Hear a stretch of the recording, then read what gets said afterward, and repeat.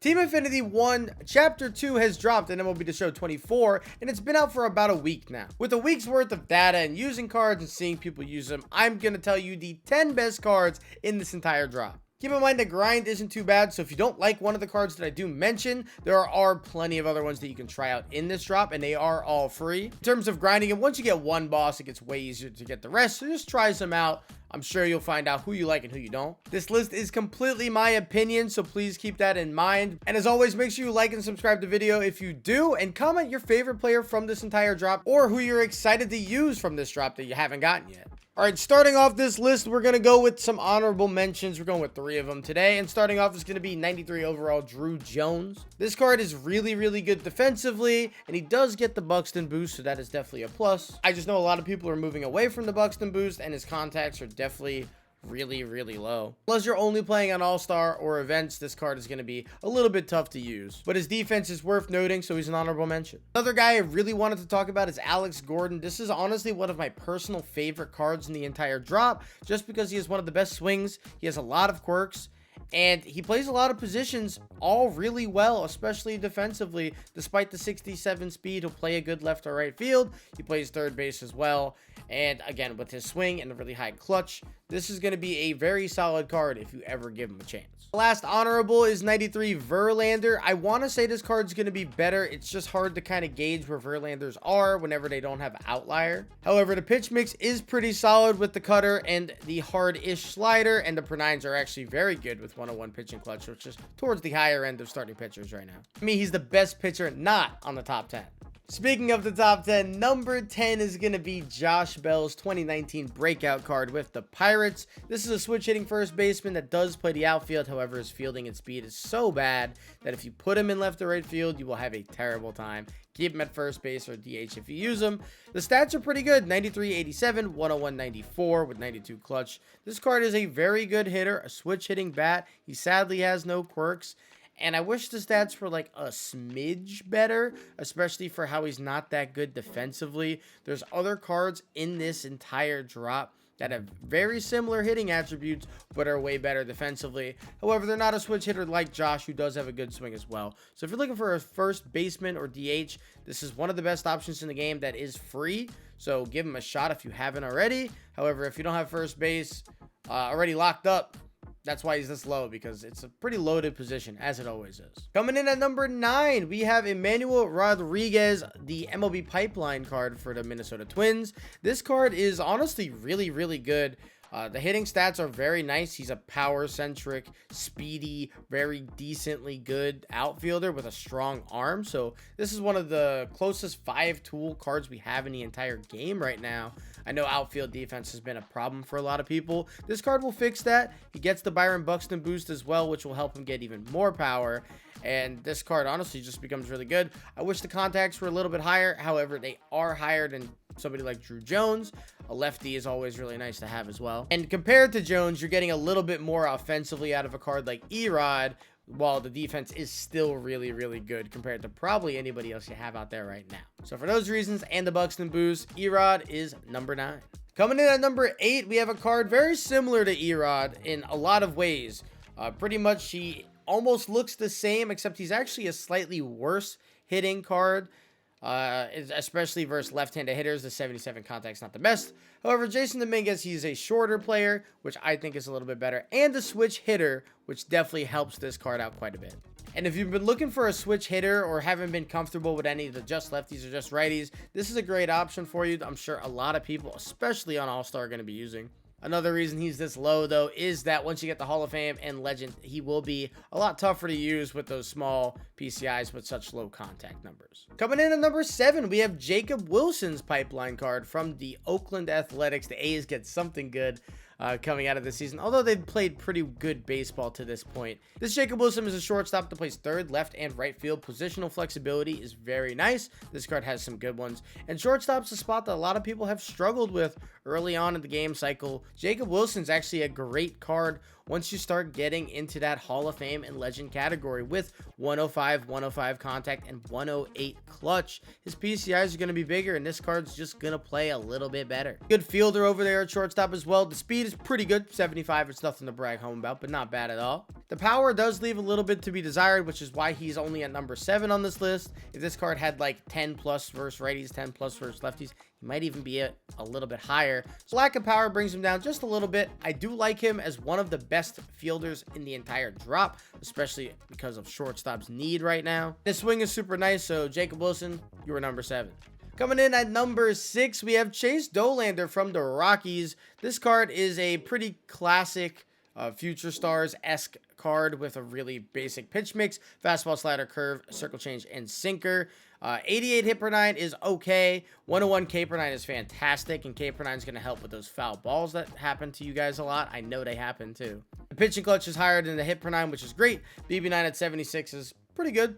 Definitely better than a lot of other starters right now. The main reason I think this card is going to be good is that high K per 9 and a fast slider. Fast sliders play really well, especially on higher difficulties, and that thing is going to come in at about 89 to 90, which is really, really solid. There's no outlier or any quirks on him, but with a pretty good pitch mix, especially just an effective one, and some pretty decent stats, I think Dollander is going to be pretty good. To me, he's number 6. Coming in at number 5, we have the Phillies Future Star Pipeline, whatever you want to call him, pitcher McAbel. I'm not exactly sure how you pronounce his name. He has the exact same pitch mix as the previous card, Chase Dollander. However, his stats are just a little bit better and a little bit more balanced. He has higher stamina, which is definitely nice. 98 hit per 9 is an improvement.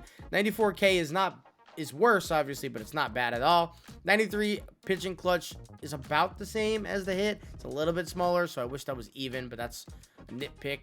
And I wish he had a little bit higher BB9. So he has a couple of flaws with him, but I do think the hit per 9 being higher by default is definitely going to help out quite a bit. I also forgot to switch that, so I'm sorry for all the other pitchers, but fastball, slider, curveball, circle change, and sinker is the pitch mix. And I don't know, I think this card's just going to be a little bit better than Dollander, and I think this card is a smidge better, which is why he's just number 5 instead of number 6. Keeping up with the pitchers, at number 4 is going to be Rob Dibble. I feel like a lot of the cards in this drop are pretty arguable for where they could be. I think the top 4 of my list is pretty solid. And yeah, you could switch them however you feel, but I do think these are the 4 best cards. Rob Dibble being number 4. The best relief pitcher in this drop for sure. Outlier, fastball, slider, and a cutter. It's a classic Rob Dibble card. He has a couple other quirks as well, which is really nice. He has that funky herky-jerk movement. 118, 109 on the per 9s is great, and maxed out pitching clutch is fantastic. However, the break is really good on the slider and the cutter. My big issue with Rob Dibble is my issue always with Rob Dibble, and some people just see him really, really well. And he's not a soft contact guy for the most part. If you're not confusing them on the cutter and the fastball, he might get hit really, really hard. However, because he has outlier and he has good tools, you're probably only going to throw him an inning. I do think this is the best closer, and he probably should be somebody you have in your bullpen. Number 4. Coming in at number 3 is 93 Noah Schultz from the White Sox, a left-handed starting pitcher, which I feel like we don't see a lot of them, especially with this type of pitch mix. It's very similar to the right-handers we saw in this, but instead of a curveball, he has a slurve, which is a massive improvement. It's a much better pitch. Noah Schultz, he has a funky little delivery. 98 hit 9, 88 K 9 is very nice. Pitching clutch is good. 78 BB9 is good. Again, a great pitch mix. The control is not the best on these pitches, admittedly, and that might be a problem for a lot of people. His best being the slider at 87. But the break is good on pretty much every pitch, being above 74 or better. So this card has a lot of good things going for it. The biggest issue I think I have is I wish he threw a little bit harder. 95 being his hardest thrown pitch is a little bit soft. I do think Noah Schultz is going to be good. Better on higher difficulties because his control will get a little bit better because he throws a little bit quote-unquote slower. And I just think he's easily the best pitcher in this drop. Coming in at number 2, we have Mitch Garver. It's a flashback Topps Now card, and this card is honestly so good. A catcher and a first baseman. Nice that you can kind of fit him in 2 different positions. 98, 89, 105, 112, 62 vision. I actually wish the vision was a little bit lower. That would have been better, but that's okay. He does make the Arenado team, so that's really nice for Mitch Garver. The clutch is very good as well. Raises his contact versus left, which is awesome. He's a decent enough fielder with the 79 arm strength. Could be definitely worse back there, although the blocking is not ideal. He does have quite a few quirks as well, with Dead Red, first pitch hitter, being the best of the group. And Garver has a fantastic swing and just some of the best hitting stats in the entire drop at a position like catcher that, outside of Piazza and Joe Mauer and a little bit of Napoli, we haven't had a whole lot of options as the year has gone on. This is definitely a fantastic option that you're going to see a lot in ranked seasons if you're not already using it. However, the number one card in this drop was honestly such a surprise for me and a lot of people that saw this card when he came out, is 93 second half Joe Torre, a Cardinals Joe Torre that plays third, catcher, and first base. This is probably the best or second best catcher in the entire game, in my opinion. 114, 122 contact, and 125 clutch. The only player in this entire game with a better overall contact and clutch grouping than that is the collection reward Babe Ruth. So you're getting really, really high value from contact out of this Joe Torre, which is obviously super important the higher up difficulties you go. 81 power is definitely good enough versus righties, and 68 will get to be good enough once you get it to 70 after a couple parallels. I don't see any issues with the power really being an issue. He's not the best defensively behind the plate because I do think that's his best position. However, the 80 arm will be good enough back there. He does get a couple quirks as well, like Dead Red, Pinch Hitter, Unfazed. Those are just some of the better ones he has. This card is easily, in my opinion, the most valuable hitter in this drop and the best at a premium position like catcher. And he's flexible, so you can run him and Mitch Garver if you felt so inclined to get a couple of really good power hitting and contact hitting righties in your lineup. That's going to do it, guys. Those are the top 10 cards in the Team Affinity 1 Chapter 2 drop that came out last week. I'm sure you guys have been grinding through it. Hopefully you found some cards you like. Again, let me know down below who has been your favorite and who you're excited to use. We have a lot more content coming out this week. I think tomorrow we have our first Lightning card. We'll have a couple of videos coming out next week talking about the new meta update in the starting pitching region and a couple other things. So you guys make sure you're subscribed down below, and I'll see you guys in the next video. Peace.